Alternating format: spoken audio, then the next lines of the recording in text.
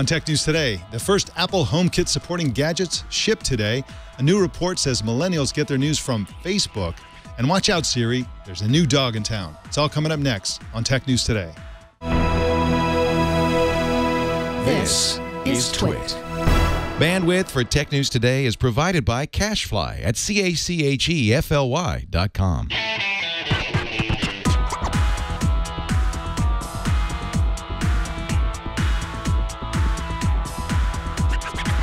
This is Tech News Today for Tuesday, June 2nd, 2015. This episode is brought to you by Gazelle, the fast and simple way to sell your used gadgets. Find out what your used iPhone, iPad, and other Apple products are worth at Gazelle.com. And by ZipRecruiter. Are you hiring? With ZipRecruiter.com, you can post to 100-plus job sites, including social networks, all with a single click. Screen, rate, and hire the right candidates fast. Try ZipRecruiter with a free 4-day trial now at ZipRecruiter.com/TNT. Tech News Today is the show where we talk about the tech news with the journalists who report it. Welcome to the show. My name is Mike Elgan, and our co-anchor today is After Nine's content czar, Joe Panettieri. How you doing, Mr. Czar? Is it Captain Czar? How do you address a czar? Your Highness? I'm still not sure. I'm still not sure on that. So if you could just work out a few approaches, maybe I'll pick one. How about Joe? We'll call Joe you Joe. is always good. All right. I think that's what Joseph Stalin used to be called, but he was never a czar. Anyway.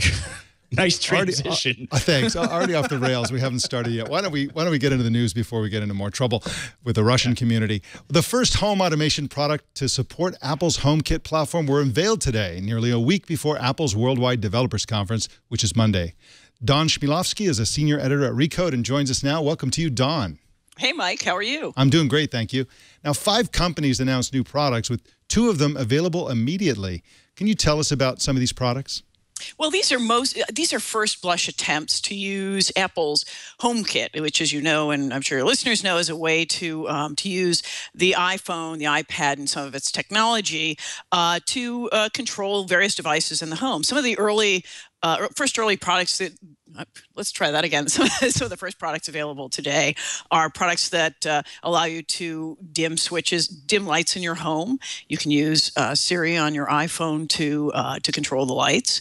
There are other products that will allow you to control your blinds should you have them automated.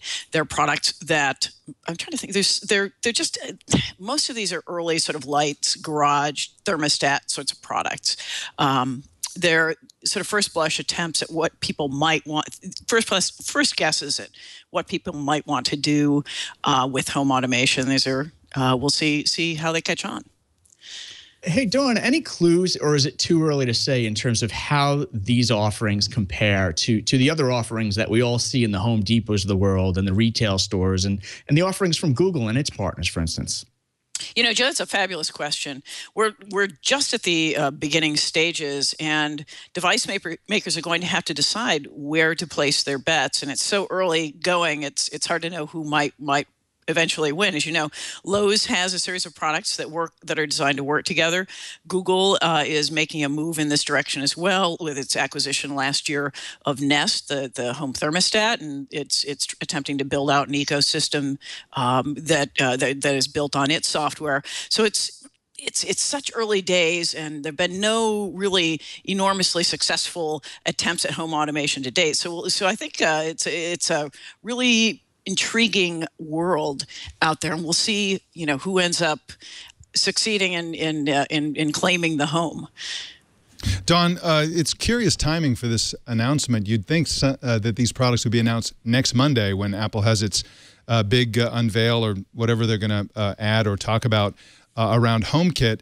There was an article on Fortune that falsely reported that these products were going to be delayed until later in the year. Apple quickly jumped in there and said, no, we're on track. We got lots of partners. We're going to be launching things around the time of our Worldwide Developers Conference. And here we are a week before that conference with 2 of those products already shipping. Is that why they announced these a week before the conference, just to prove that this is a going concern and that it's really on track? I suspect that that's the strong motivation. You know, Apple doesn't confide its marketing motives to me or perhaps to anyone. But as you noted, there's been some question about whether or not any of these home automation products were going to arrive on time. There is only for the moment there's only one microprocessor that has been certified to its standards, and that is a product that Broadcom makes, even though there are two other chip makers that are supposed to be working toward certification for home automation. So, and that has certainly slowed the pace of new product introductions. But I believe that Apple did time the announcement before it makes whatever other news it will make next week, just to show that, to demonstrate that that there are products in the pipeline, that consumers are going to be able to start using them, you know, within a year of the software being announced at last year's WWDC. Hey, Dawn, here's a follow-up in terms of the cross-platform capabilities, if any. Yeah, I'm curious. Like, my household is mostly an Apple household. We've all got iPhones. But for the household or the office that has iOS and Android devices, is there any hope that these devices will be cross-platform in terms of you can use an iPhone or a Google Android device to manage these devices, or do you have to be sort of locked into one platform? You know, that's a fabulous question. And our household is not so pure. The adults in the household have iPhones. The children have Samsung devices, and so there is no one standard platform in our home. And I suspect our home is typical, that different consumers, even within a home, will make different choices. And this poses a vexing problem for developers. They're going to have to determine whether they're going to develop for a single platform and to try to write code so that the devices work across these myriad platforms. I'm sure that some are placing early bets. We're being told that you know, that some of the calculation that device makers are making is sort of the cost of developing on a platform, how much a particular chipset will cost to acquire, so that someone's thermostat, for example, will work with Apple or with Google. So you know, it's a risky world for the developers trying to assess, you know, which way to go, or whether to try to develop, you know, try to spread their resources and develop against, say, two of the large platforms and see, you know, in hope that they both take off. Well, it's really interesting to see that this is finally coming to the Apple platform. I mean, all these products and their capabilities have been around for a long, long time, but now we get to launch them with Siri searches in our Apple Watches, and there's just no limit to how much money we can give to Apple. Sometimes it's shocking at my house where, you know, we look at the table and everybody's got a MacBook Pro, everybody's wearing an Apple Watch, everybody's got an iPhone, and it's like you start counting it up. And it's like, well, no wonder they're the world's most valuable company. That's what I was going to say. Because of suckers like me. Well, Dawn Chmielewski is at recode.net, and you can follow her on Twitter at DawnC331. Thanks for joining us today, Dawn. Thanks, Mike. All right. More news in a sec, but first, let's talk about selling and buying gadgets. Gazelle, of course, is the place to do that, one of our sponsors today. Of course, we've been telling you about how you can sell your device to Gazelle, and it's always, you know, the great thing about Gazelle is that you go there and you plug in your device, your phone, your tablet, or whatever, and the price they're willing to pay for what you would probably consider something that's useless to you is usually astonishing. Well, what people don't know is that when you buy a device from Gazelle, they're also really great on the prices on that end as well. Let me give you just one example. If you go to apple.com and you buy an iPhone 6, that's going to cost you $649. That's the price of an iPhone 6 unlocked, the lowest price you can pay for an iPhone 6. But if you get one from Gazelle that's indistinguishable from a brand new iPhone 6, the price is going to be less than $500. So if your budget is $500, don't get a phone other than the iPhone 6 if that's what you want. Buy the iPhone 6. You can buy it for $500 only on Gazelle. You can't get a new one for that price. And that's the great thing about buying from Gazelle. You can also get an even better price if you get a certified good. That means there may be visible signs of wear, but it's still a perfectly functional phone. In fact, all devices that you would buy from Gazelle work perfectly. They don't sell any device that doesn't work flawlessly. They put them all through a 30-point inspection to make sure that they are fully functional, and they also back it by a 30-day risk-free return policy. So they take all the risk, you take no risk. So if there's any reason why you want to return it, you just return it and they'll refund all your money. Find out what your iPhone's worth. Take a minute and go to Gazelle.com to find out. We thank them for their support of Tech News Today. A new study says 61% of so-called millennials, which are Americans born between 1981 and 1996, get their political news from Facebook. Just 37% of them get it from local TV, according to the report, which was put together by the Pew Research Center. And joining us to make sense of all this is Joseph Lichterman, a staff writer for Nieman Lab. Welcome to you, Joseph. Hey, Mike. Thanks for having me. Thanks for coming on. Now, Facebook doesn't produce the news. They simply allow the posting and sharing of news from thousands of sources. Are the headlines on this story misleading? I mean, they don't really get it from Facebook, right? It's just a delivery vehicle.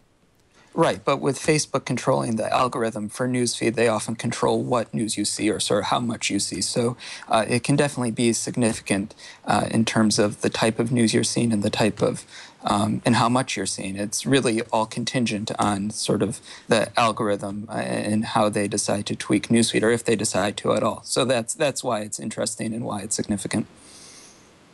Hey, Joseph, Facebook's also been working with content partners. I think there's 9 or 10 of them at this point to distribute their content almost in real time, instantly on the system.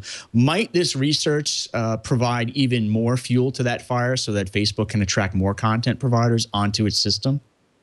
Yeah, I could definitely see that. I think the big draw for Facebook and what they've been saying publicly about why it's called instant articles is the load time. So when you're on a mobile phone, even if it takes 7-8 seconds for an article to load, that can be a lot. And so Facebook has been saying publicly that they want it to be quicker. And the few articles that have been released a few weeks ago, it was BuzzFeed, the New York Times, National Geographic, and NBC News were the first ones to come out on it, and it loads almost instantly. So that is a positive, but also, of course, Facebook wants people to be spending time on their platform as well, and wants to keep people for advertising purposes and things like that on Facebook as opposed to going out into other places on the web. Now, it's this news is being received as something along the lines of, oh, those millennials, they're a bunch of airheads, they're getting their news from Facebook. But in fact, the study says 60% of boomers get it from local TV. I personally find local TV to be the dumbest form of news you can possibly get. Does this study actually say that millennials, because of course when you get stuff on Facebook, it's mostly news reports from newspapers in a digital form, right?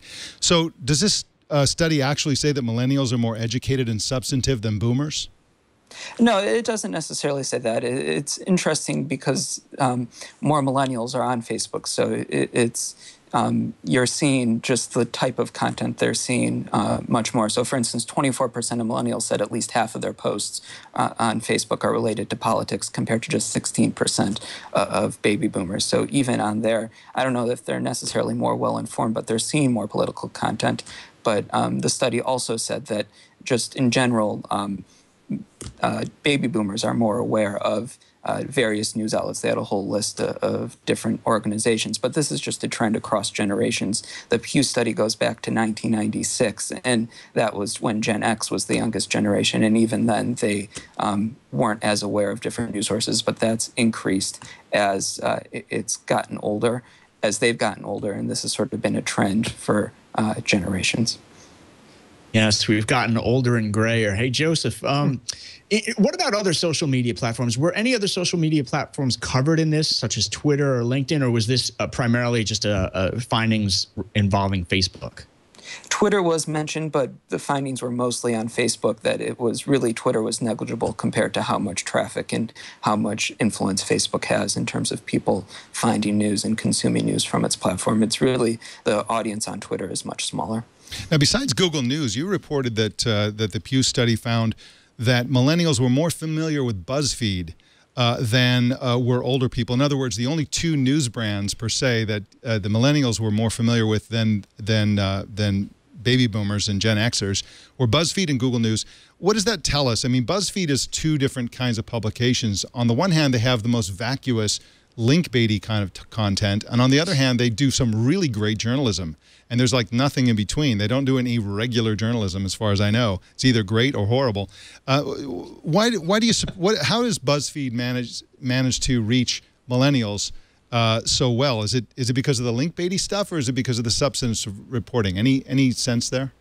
I think it's a good mix. I mean, BuzzFeed, of course, is known for the lists and a lot of the fun stuff. And if you're on Facebook, you'll see a lot of that stuff as well. But I think the interesting thing about that is there were 4 sources listed as that were more distrusted than trusted by all 3 generations. They were the Glenn Beck program, Rush Limbaugh, Sean Hannity, and BuzzFeed. So even though BuzzFeed is doing some really good reporting and their journalism is really fantastic in many, many cases, I think they still have a ways to go in terms of convincing people that that they can be taken seriously as a news source.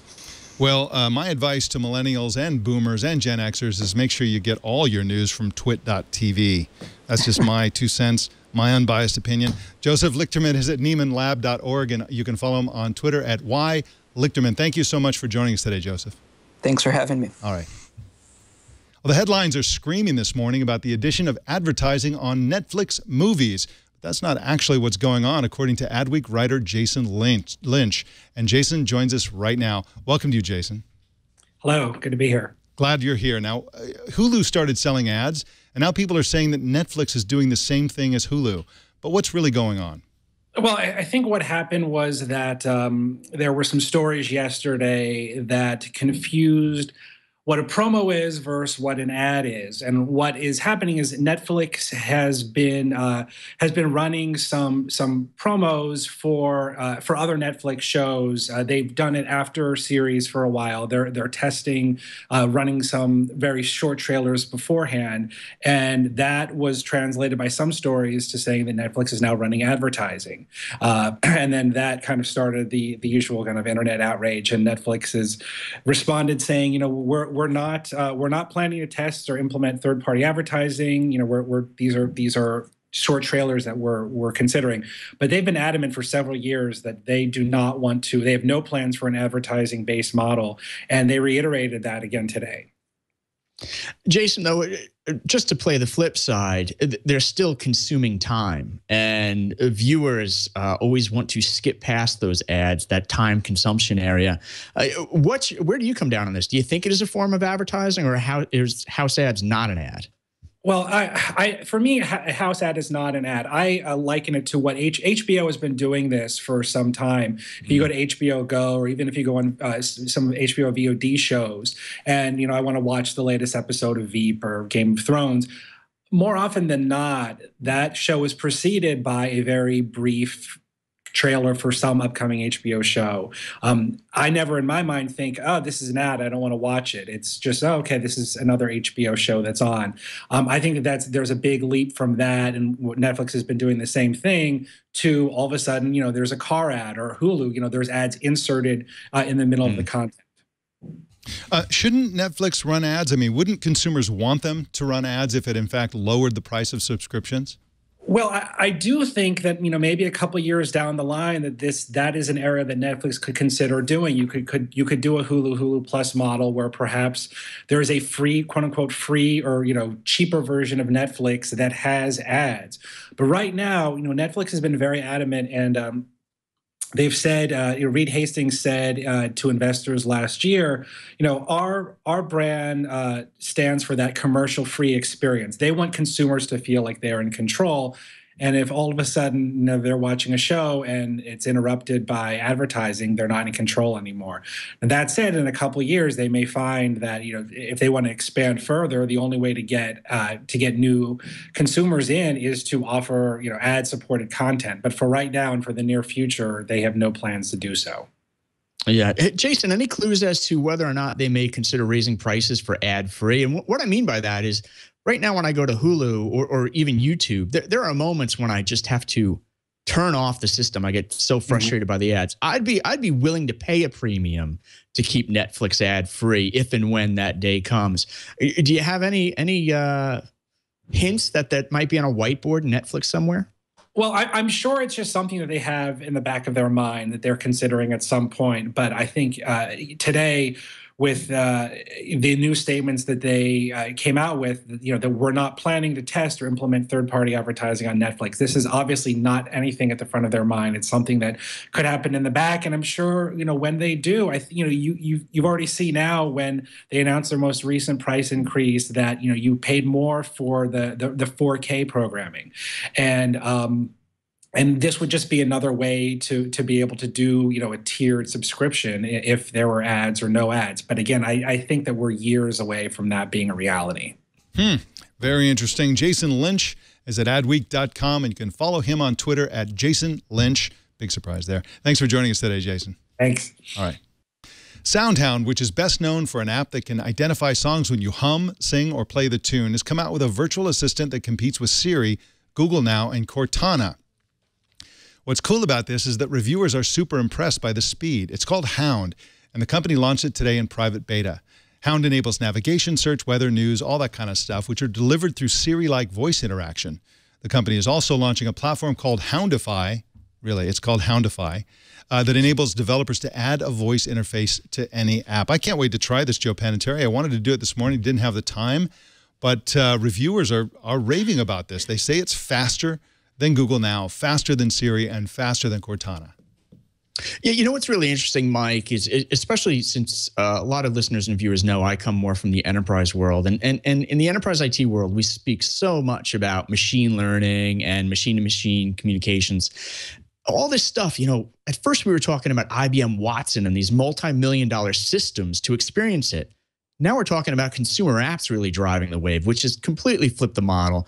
Every time I hear about a new technology like this in the machine learning world, I'm just amazed by how mainstream it's going at this point. It's really astonishing. I mean, at Google I/O, Google released its Google Photos, which showcases its machine learning for faces. Again, yeah. And it's like, you're actually with this little free app. It's not only free, it's ad-free. There's literally no monetization. You give nothing. All you do is invest the 10 seconds it takes to download it. You're essentially accessing the equivalent of 100 supercomputers from just a few years ago. It's really incredible. Exactly what you're saying. The joys and benefits and power of machine learning are now available in all these little consumer apps. It's really incredible. And again, I can't wait to try this. I'm going to sign up for the beta if I can. Unfortunately, it's on Android, so I'll have to ask Leo for an Android phone. But it sounds really, really great, and it's great to have a fourth entrance into this market. So I guess the Googles and the Microsofts and the Apples aren't going to run away with it altogether. Well, in additional news, in game-related news, game rental company Gamefly today launched a video game streaming service exclusively for the Amazon Fire TV. The service will be sold as a monthly subscription with different game packs ranging in price from $6.99 to $9.99 per month. The games require the Amazon Fire TV game controller, which is sold separately. Joe Panettieri, I don't know if there's enough people. Okay, so first of all, it requires people have the Amazon Fire TV. We don't know how many people that is. Second of all, it's the gamers among those people who have not already embraced and invested in Xbox or PlayStation or some other console platform. And so at the end of the day, I think the number of people, at least in the short term, in the next year or two, that are going to be available as customers for this service is probably very, very low. But what's your take on it? I agree with you. I think you're dead on in terms of this is super niche. I'm trying to remember the name of the gaming platform. It was open source where it was similar to this. You could go online and try games for free and then buy the upgrade. And it was like a super low cost, slim version of the Xbox. It never really took off because it was so niche. And I'm curious to see, the other thing with Gamefly here is not only is it super niche, it's late. Where have they been with this? Yeah, exactly. That's a good point. Well, Microsoft today has announced pricing for Windows 10. If you got a legal copy of existing Windows, you'll be able to upgrade free. But if you don't, the Windows 10 Home estimated retail price is $119, and Pro costs $199. And if you want to upgrade from Home to Pro, if you have buyer's remorse, you want to upgrade, Microsoft will charge you $99. What do you think of these prices, Joe? Is this higher than you expected, lower, or just exactly what you expected from Microsoft? I think the bigger issue than pricing is going to be user experience. If it's a great user experience, if they finally manage to blend the best of sort of the touch user interface with the classic Windows Start experience, maybe people will go for this. But price or no price, it's really the user experience they got to get right when they ship this in July. And that is absolutely true. If they blow it again, they are in trouble. If they hit a home run, it's going to be really great for Microsoft. We told you about the failed gender discrimination lawsuit filed by Ellen Pao against her former employer, the the Silicon Valley venture firm Kleiner Perkins, Caulfield & Byers in March. Now, as expected, Powell is going to appeal. There was some question about whether she'd do this because it's going to be very expensive.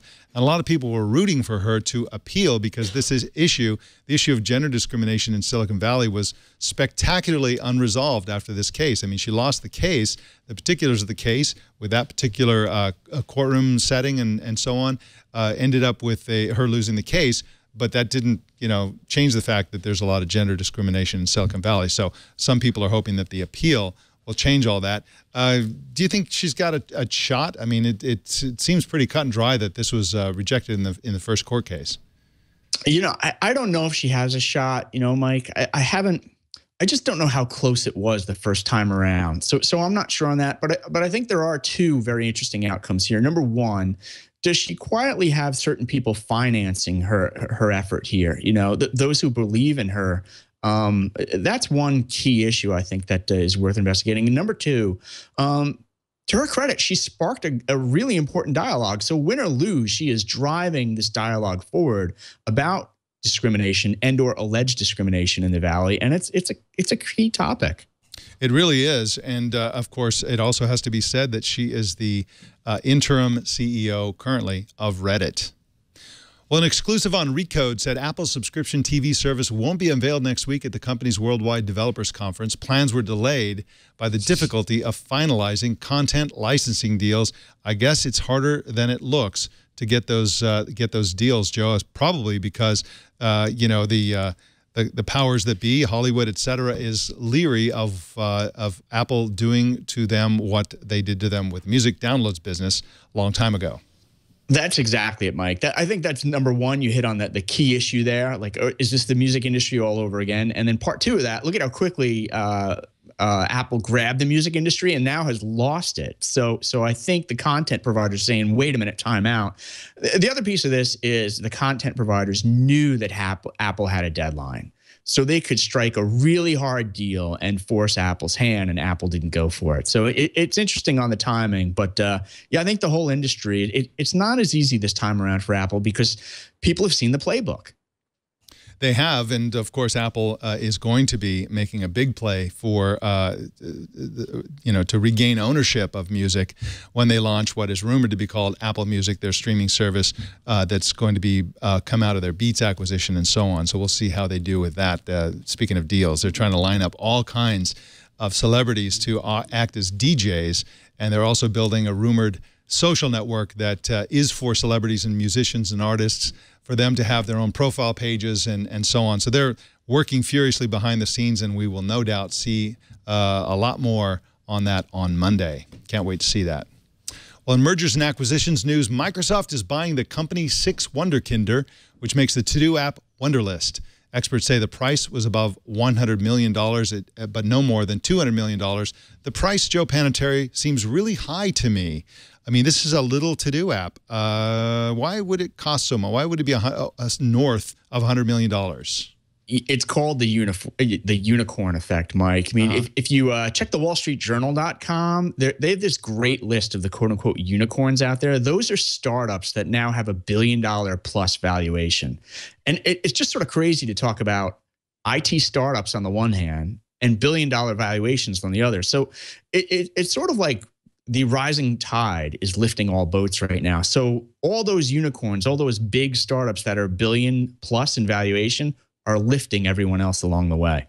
Yeah, you can see herds, roaming herds of unicorns in Silicon Valley. And I think that's one of the reasons why so many acquisitions are taking place of Israeli-based companies, because they don't have any unicorns in Israel. They just have really great technology, and they can be, and that technology can be snapped up at a fraction of what it would typically cost for a hot startup in Silicon Valley. And so, what are you going to do? But still, the deep-pocketed companies like Microsoft are going to go ahead and spend big on small acquisitions if it will help them in any way with their platforms. And of course, there's a lot of speculation that this is going to be integrated into Office and so on. So we'll see what they do with that. Well, Intel agreed to buy Altera for $16.7 billion, the company's largest acquisition ever. Altera makes programmable data center chips. And Joe Panettieri, I think what's going on here is that Intel has tons of competition. The margins on that competition are going down, and so they're making a play for the high end. This company Altera makes a smaller number of much more expensive, higher margin chips for data centers, and so this is a business that obviously Intel has to get into if they want to stay profitable and become remain a leader in the microprocessing industry. Yeah, it's both an offensive and a defensive play. Intel actually has a really good footprint in data centers. And if you look at some of the latest stats out in the market, I forget the exact number, but the latest server-side sales information, x86 server processor sales were up double digits in the most recent quarter. I think that number was from IDC. So that's a healthy market, right? But as we look at the cloud data center market, there's a real risk that a new technology wave, an alternative technology platform in the chip area could displace Intel. So Intel is trying to double down on the data center, especially when the PC market is so darn weak. Yep, and they are wise to do so. Well, we have more news for you in just a minute, but first I want to talk about hiring. Our other sponsor today is ZipRecruiter, and you got to try ZipRecruiter if you're going to be hiring. As I said yesterday in the show, you can do it the old-fashioned way and slog from job site to job site. It'll take you forever. In fact, you should hire somebody to help you do that because it's so time-intensive. But with ZipRecruiter, it's the opposite of that. It couldn't be easier. It can post to 100 or more job sites with a single click, and that's not just job sites. That's also the social networks like Facebook, LinkedIn, Twitter, and Google+. They'll also instantly match you to candidates from over 4 million resumes, and they've been used by over 400,000 businesses. And you can try it now for free. For free, you can hire people without paying a penny to try out ZipRecruiter. You also have a service called Traffic Boost, which gets your posting into ZipRecruiter's daily job alerts, which will give you a shot in the arm for your job hunt. And you should check out their blog. They have a really cool blog called ZipRecruiter.com/blog, and they'll give you all kinds of good hiring advice. So when you're interviewing and talking to candidates and communicating with candidates, they'll give you a lot of really great advice for how to do that to the best effect. I want you to try ZipRecruiter today. You can try their free 4-day trial and get a perfect candidate before they go to somebody else just by going to ZipRecruiter.com/TNT. That's ZipRecruiter.com/TNT. In the Human Resources Department, Cisco CTO Padmasree Warrior plans to leave the company, according to Recode. Her last day, probably not ironically, coincidentally I should say, will be July 25th, which is just one day before incoming CEO Chuck Robbins starts. My guess is she wanted to be the CEO herself. She was passed over, so the new guy's coming in, and she's out of there. She's a hot property, too, and she'll be snapped up, if she hasn't already, by another company without any problem at all. Joe, do you think that how do you think that this company is going to change under the new leadership and with all the changes that have taken place recently? Yeah, it's been interesting because the new incoming CEO is Chuck Robbins, and he's been there a long time. It's not like he's new to Cisco. He is a sales-driven guy. He's not a technologist. He's more on the sales side, heavy sales. He competed, obviously, with Padmasree, with Rob Lloyd, who's also leaving, with Gary Moore, who's also leaving. So some Cisco executives are leaving during this transition, and people are starting to wonder, is there a management exodus going on here due to the CEO change? I would say that's absolutely not the case. I think what's really happening is Chuck Robbins is going to be CEO. He's going to put his own stamp on the executive office. He's going to have his own executive team, which apparently will be announced in the next couple of weeks. And it's going to be a streamlined team. I mean, former CEO, actually his current CEO, John Chambers, who's outgoing in the position, he had a big leadership team, and I think Robbins is looking to run it in a more streamlined approach. I think you're probably right, and it has to be said that it's a good thing she's not the CEO because I mean, who wants to have a CEO who you have to call Mrs. Warrior or Ms. Warrior? What a name, Padmasree Warrior. I've always loved that. It's an awesome name, I guess. Well, in big numbers news, 18. Well, that's actually kind of a really small number, unfortunately. That's the percentage of tech hires at Google that went to women candidates. That's up from only 17% last year. At least that's theoretical progress. The company's numbers on hiring African Americans and Hispanic employees remains completely unchanged. All right, another big number for you, and this is a huge number, 40. That's how many gigabits per second Intel's new Thunderbolt 3 standard claims is a data transfer rate. That's twice the speed of the previous version, and the new standard can drive 2 4K screens at the same time while delivering 100 watts of power. The other tidbit is that Thunderbolt 3 cables support the USB-C connector standard, Joe, which means it's official. USB-C is here to stay. Well, in news you can lose, Lego today launched a Minecraft-like game, but with Lego bricks, of course. The game is called Lego Worlds. It's available via Steam, and it's in early testing phase, but it still costs $15. Let's check out the promotional video, which, by the way, was captured entirely from the actual game.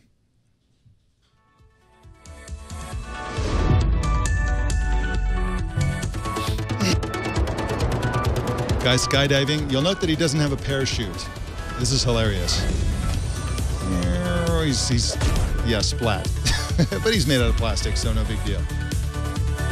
Guy's running through a Lego landscape. Being chased by Lego zombies, etc. Joe Panettieri, are you either a Minecraft fan or a Lego enthusiast? So I am a Lego enthusiast, and my sons are Minecraft fanatics. Wow. And a few of them also grew up on Lego. So this is a really interesting play. I mean, it's just been amazing to see this Lego brand continue to reinvent itself and go into new areas. Wild stuff. And, you know, I'm also curious to see, Lego has done so well with some of the licensing deals, be it Star Wars, Harry Potter, etc. Are there going to be Legolands, virtual realities with those various themes going forward? I haven't read up on that yet, but I know my kids are going to be interested. Yeah, it's really fascinating, and it makes perfect sense. Everybody always says that Minecraft is like Legos, but in virtual space, and now Lego World is like Legos even more so. So really great move, I think, on their part, although, you know, a few years late. Minecraft has a huge head start. Lots of people are completely devoted to that platform. I don't think they'll ever catch up, but it's still cool to have an alternative like this. Well, our TNT fan of the day is The Real Burker. I don't think that's the real name of The Real Burker, who posted this picture on Twitter. He's watching Tech News Today at the car dealership while having a recall completed. Wow, who's that guy? I don't know, but at least I'm not wearing the same shirt today. That's important. That's right. Yeah, actually you were, but Jason went in there with Photoshop and fixed it. So there you go. Easy enough to do. Show us how you watch or listen to TNT. Just record a video or take a picture of yourself or your setup and post it on Google+, Twitter, or Facebook. And use the hashtag HowIWatchTNT so we can find it. Joe Panettieri, what is happening at After Nines? You always have great interviews. I hope you have some more to share with us today. Yeah, I got 2 updates for you. One involves software development, and that's all I can say about it for now. But it's been a wild couple of weeks. We are deep into R&D, but on the podcast area tonight, if you join us at 9:01 p.m. Eastern, we've got an interview with Clarisen's CEO. Now, what's really interesting here is if you're an IT entrepreneur and you're really trying to make sure that projects get done in your company, Clarisen's CEO really starts to explain how you can manage IT projects across structured and unstructured data. So you can use your traditional project management tools, but also begin to gather data from Box and Dropbox and other areas and really just make sure everything is running smoothly in your company. Interesting conversation. Yeah, absolutely. That's afternines.com. And you can find Joe on Twitter at Joe Panettieri. Thank you so much, Joe. We'll see you next week. Mike, always a pleasure. Good to talk to you. All right, take care. Bye-bye. Well, you can subscribe to Tech News Today on iTunes. And if you do subscribe on iTunes, please leave a review and let us know how you like the show.